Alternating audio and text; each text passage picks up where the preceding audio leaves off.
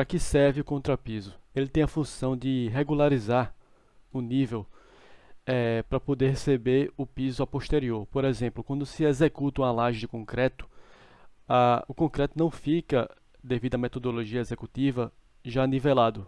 Então, é necessário fazer um contrapiso para nivelar esse piso, para poder facilitar e economizar na hora da aplicação do piso, que pode ser um piso em cerâmica, porcelanato ou qualquer outro, por exemplo.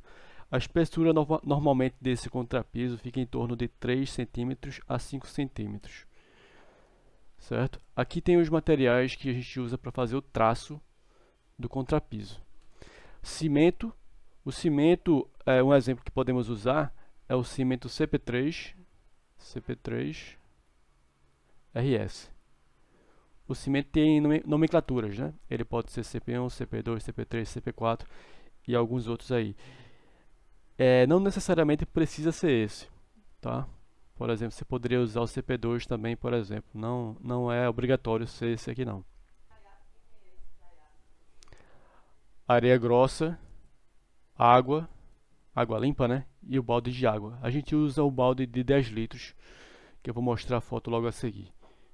Equipamentos aqui, a betoneira. A betoneira dessa da foto é uma betoneira de 400 litros, mas só justifica um aluguel de uma betoneira se você tiver uma área grande ou se você for usar por repetidas vezes, correto?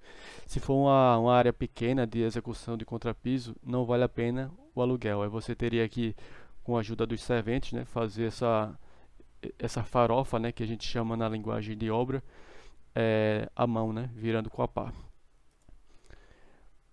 A espátula, a pá para pegar a areia e colocar na padiola, e a espátula para abrir o saco de cimento. Padiola, eu vou mostrar na foto a seguir, aliás, logo mais a seguir, o que é que ela é. Bom, a gente usa areia grossa, lavada. A brita da foto aí está na foto, mas a gente não utiliza a brita, ok? Para fazer a farofa, o contrapiso. O balde de 10 litros, que é esse da foto aí. Bom, padiola. Vamos lá. As dimensões que a gente vai fazer nela em obra é a seguinte: esse caixote que é feito em obra, ele serve para calcular, para termos certeza do volume de areia a ser utilizado no traço, correto? Então aqui a gente tem essas três dimensões, que nesse caso aqui ficou a seguinte dimensão: 35 centímetros aqui na largura, 45 aqui no comprimento e 29 na altura. 29 centímetros. Para calcularmos o volume é muito simples. O volume é o produto dessas três dimensões. Eu prefiro utilizar na medida metro. Então, 29 centímetros é a mesma coisa de 0,29 metros. 35 centímetros é a mesma coisa que 0,35 metros. 45 centímetros é a mesma coisa que 0,45 metros. Então, o volume, nesse caso, é o produto dessas três dimensões, certo? Que vai dar o volume de 0,04567 metro cúbico. Outra transformação que a gente faz é passar isso aqui para litro. Então, 1 metro cúbico equivale a 1000 litros. Então, se eu quero transformar esse volume que está em metro cúbico para litros, basta multiplicar ele por 1000. Então, o volume em litros vai ser o quê? 45,67 litros.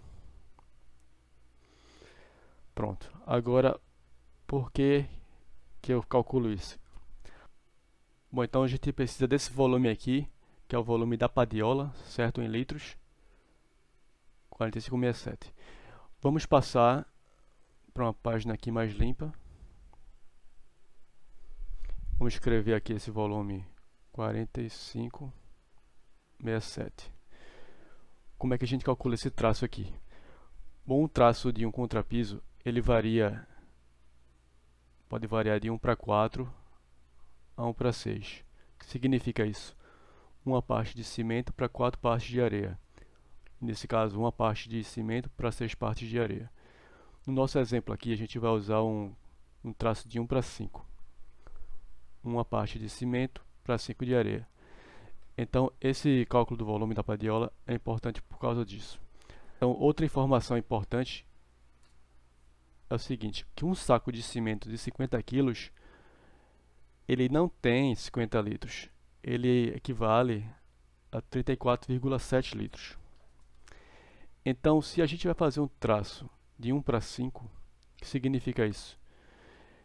Esse volume de 34,7 litros, que é de cimento, a gente vai ter que ter 5 vezes esse volume de areia. Então a gente pega 34,7 e multiplica por 5, correto? Vai nos dar um volume de 173,5 litros.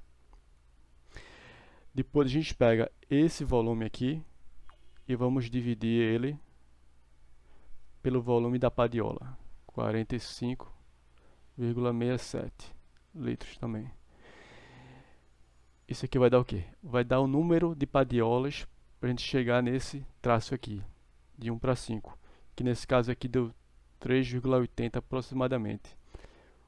3,80 também é praticamente 4, não é isso? O que significa isso? A gente, quando for executar aqui o traço na betoneira, vamos colocar um saco de cimento e 4 padiolas dessa aqui, cheia de areia. E adicionar também 4 baldes de água de 10 litros. Aqui vamos ver aqui uma execução aí em obra. Tá aí o pessoal enchendo aí a padiola de areia. Nesse caso aí foram 4 padiolas dessa e um saco de cimento. Então é colocado isso na betoneira, conforme nós vimos aí. Adicionado água. Nesse caso aí foram 4 baldes de água. E aí bate na betoneira para fazer a farofa. A betoneira é importante vocês inclinarem ela, né? Quando for bater.